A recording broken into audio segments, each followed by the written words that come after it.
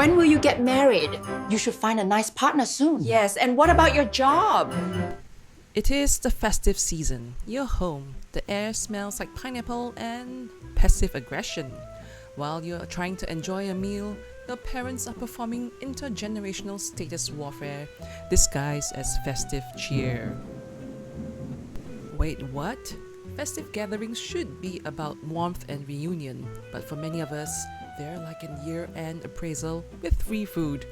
This pressure has a name: status anxiety, the fear of not meeting society's standards of success.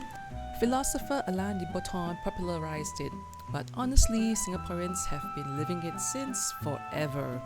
Because our success checklist is like a national template: good job, good pay, BTO, marriage, kids, and festive seasons amplify it because that's what people do when everyone gets together. This taps directly into social comparison theory. We judge our own worth based on people similar to us. And who is more similar than cousins? Same age group, same family, same upbringing, same aunties whispering behind your back. Hit harder! Don't let him win!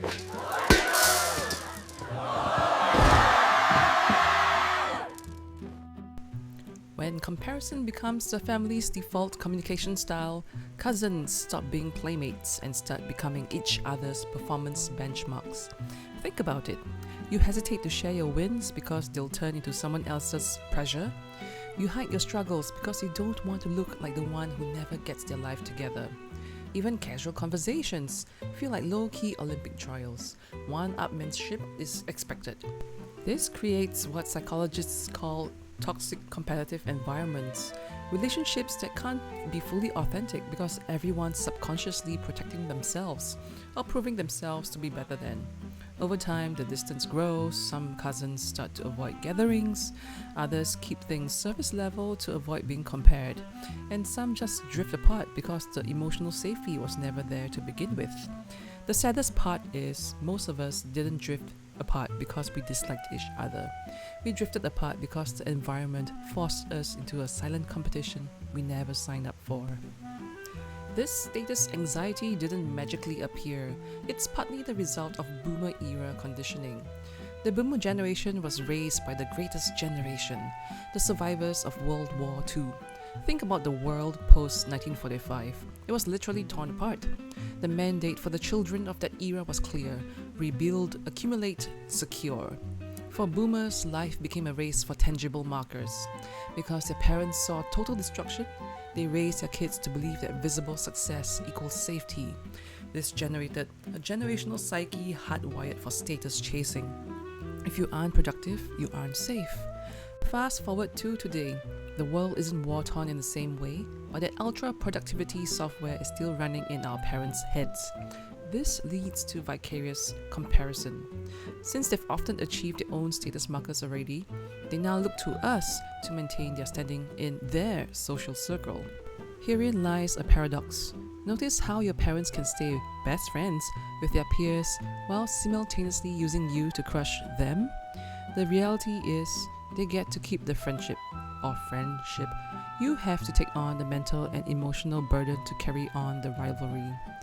While they are laughing over each other's unfunny jokes, you're looking at your cousin, or friends, or relatives who you actually liked as a kid, and feeling a surge of status anxiety because you've been conditioned since age 5 to treat them as a competitor, a rival, an enemy. If you're a high flyer, they feel like winners. Your parents, I mean. If you're still figuring it out, your parents feel like they're failing in front of their peers. You aren't just their child anymore.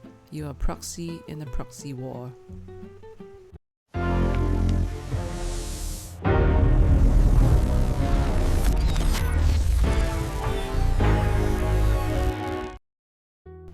When they pit us against each other based on houses, cars, and careers, they are using a 1950s metric for a 2020s reality.